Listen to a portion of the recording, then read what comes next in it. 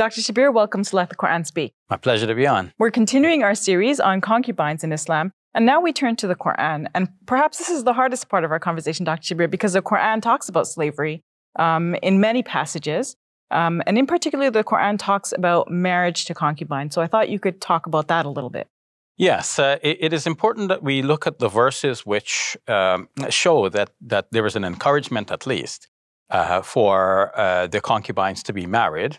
And then we can, look at the counter to that or the flip side later on. But let's look at the verses and see the broader picture here about the encouragement towards getting the concubines married. Well, that's a bit of a kind of an anachronism of terms. It's the female slave. Female slaves. Mm-hmm. Let's say the female slaves to be given away in marriage or to be married perhaps to their masters, rather than to be treated as concubines and just simply by the virtue of the man owning his female slave, he has the right to take her as a concubine and to go to bed with her. So what does the Quran say about the marriage of concubines? I think that's the first thing we need to establish. Mm-hmm. There are several verses actually which speak about this. Surah 4, verse number 3, is most famous for the interpretation that it allows a man to have up to 4 wives.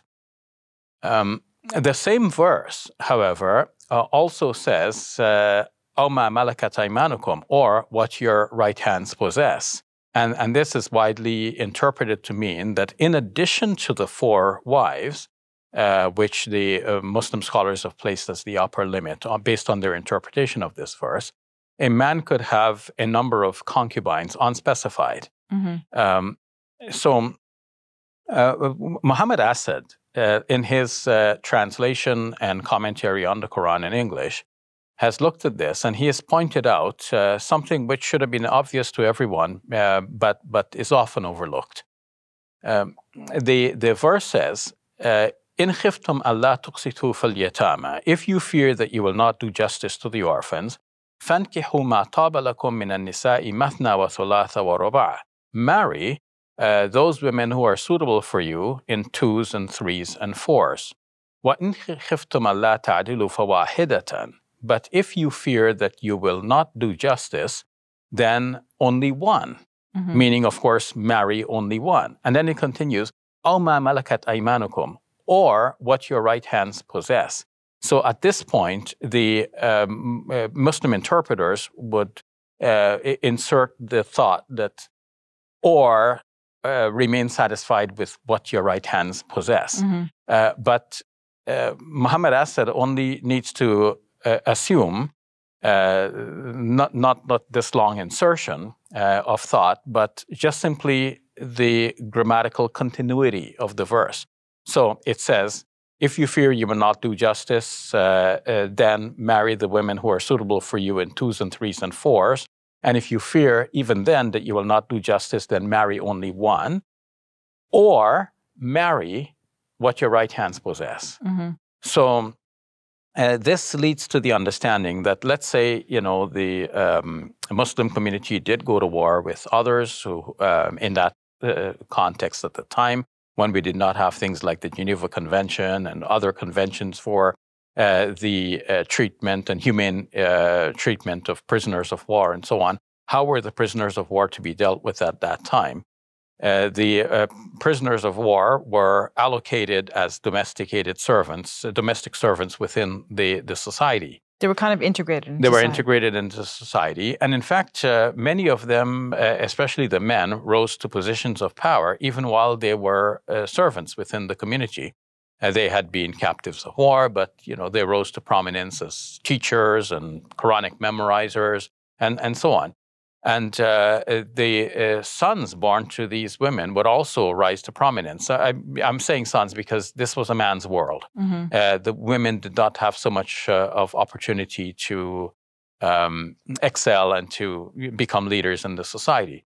But nonetheless, the point here is that in that society where the women were allocated as servants along with men, it was assumed by Muslim scholars that if a man owned a woman in that circumstance, he has the automatic right to sleep with her. But this Quranic verse is indicating that if you have such a woman in your possession, then marry her. Because the same verb, the verb that says marry in 2s and 3s and 4s, and then if you fear you will not do justice, then only one, the verb is implied. The then only one, it doesn't say marry only one, but everybody understands that it means marry only one. The verb marry is extended to that object, the one. But the same verb has to extend to what follows, أَوْ مَا مَلَكَتْ أَيْمَانُكُمْ. So marry one, meaning from among the free women, or one of those whom your right hands possess, or whoever your right hands possess. It could be multiple. Now, why would the Quran limit, assuming that it limits the men to 4 wives at one time, but then give them the permission to marry an unlimited number of concubines? A good explanation for that may be that in that circumstance, what do you do with the female slaves? If you leave them, they're separated from their families and from their husbands, if they had husbands prior to their being captured. If they are left single in this new society, in that situation when women did not have the kinds of protections which women can be presumed to have nowadays because of modern laws protecting the rights of women and so on, women may have become, in that situation, being in that vulnerable state, targets for abuse by other men who would see them as being unmarried and from their point of view, with sicknesses in their hearts, as the Quran describes some men, they might target these women. So if the women are known to be married to a particular man, in this case their master, then that would be a way of giving them protection. That would mean that the Quranic word muhsan, which is used in reference to married women in general, would now apply to them in particular. And muhsan in Arabic means something that is fortified, protected. So that would be the reason there. Now, I said if we assume that the Quran limits the number of wives to 4, this has been a common interpretation, but the Quranic verse does not really say that. Though, I'm comfortable with that interpretation because we can well imagine, as the Muslim scholars who reached that interpretation imagined, that it would be very difficult for a man to care for so many women all at once. But sometimes a thing is difficult, but nevertheless it is allowed in the law. It's not an ideal situation. But sometimes it is not necessary to make a law, and you know that things would naturally pan out. And because the number of men and women in societies have generally remained roughly equal, you can assume that in most situations, one man would be married to one woman, because that would be the natural pairing off. That would be the balancing of the male and female populations. So, Dr. Shabir, is this the only verse that refers to marriage? No. In the same surah, this is Surah 4 we're talking about, so that was verse number 3.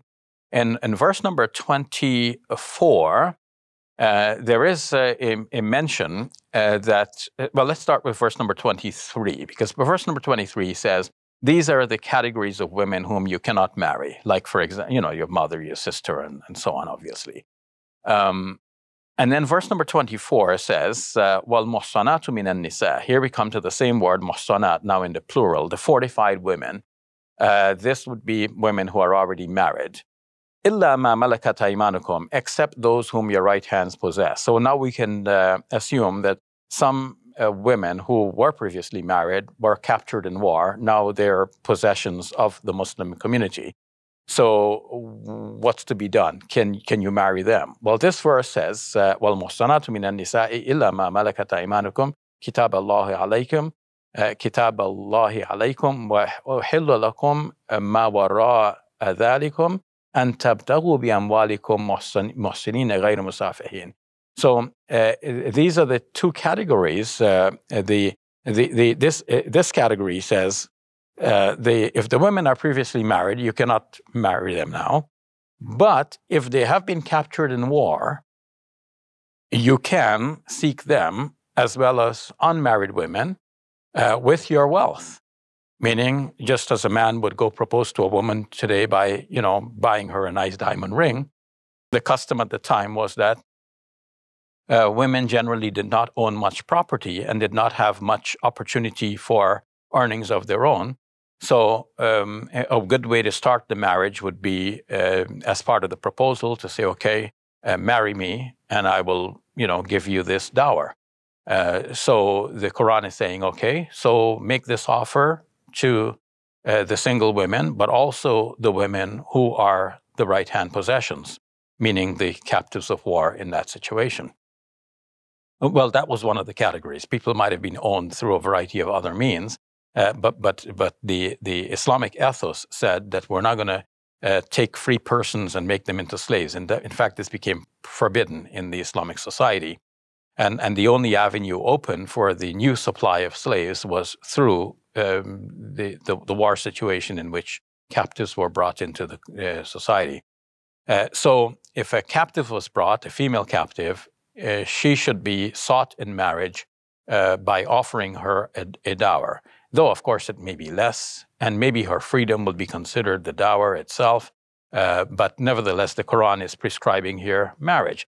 And then the following verse, verse number 25 in the same surah, it goes more into detail about that, about a man marrying a female captive of war. So, Dr. Shabir, what do you think are the implications of these verses on marriage? I understand there are more verses than just the ones that you mentioned. So is that a good thing? Is that a bad thing for concubines? Well, it's a good thing for the female slaves in that instead of them being turned into concubines, they could be married off and be wives within the society.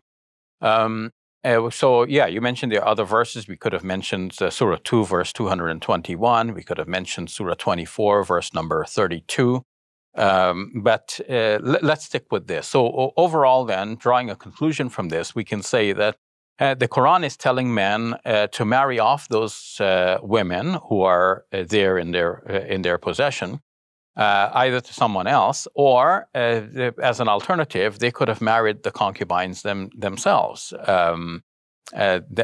Married not to mix up terms, married the slave women themselves, rather than just simply assume that they have the automatic right to sleep with them. So seeing that general picture, we can now look at the flip side of some people thinking they're seeing verses in the Quran which indicate that a man has the automatic right to sleep with his slave girl and to take her on as a concubine, treating her as though she was his lawfully wedded wife. Mm-hmm. So, Dr. Shabir, next time we'll look at the flip side. Some verses that presume to allow Muslim men to have sex with their slaves.